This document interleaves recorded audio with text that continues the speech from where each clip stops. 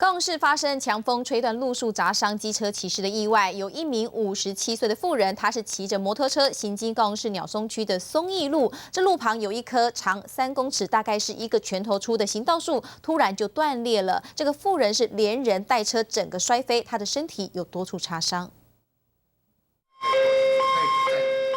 消防人员据报赶到现场，远远的就看到伤患坐在路旁，前头还有倒下的机车，附近都是行道树的断枝落叶。这机车嘛，树刚好砸到机车，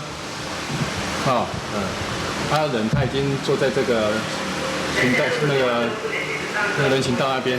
消防人员意外救护的经验不少，不过像这样子被行道树砸伤的案件还真的不多。这第一次也是头一次发现说行道树刚好砸到这位妇人。 回到事故发生现场，拦腰折断的行道树还在路边，树干的断面正常，可没有重蛀的问题。不过事发当天的午间最大风速有10.2公尺，换算大约是5级风，和平常的2、3级风相比，确实大了不少。初步研判，这棵行道树可能被风吹断，又凑巧遇上妇人骑机车行经，才酿出这场意外。所幸妇人虽然一时因为惊慌，血压飙高，身上也有多处擦伤，但送医后没有大碍。 据妇人家属不排除申请国赔，路树的业管单位也表示将给予协助。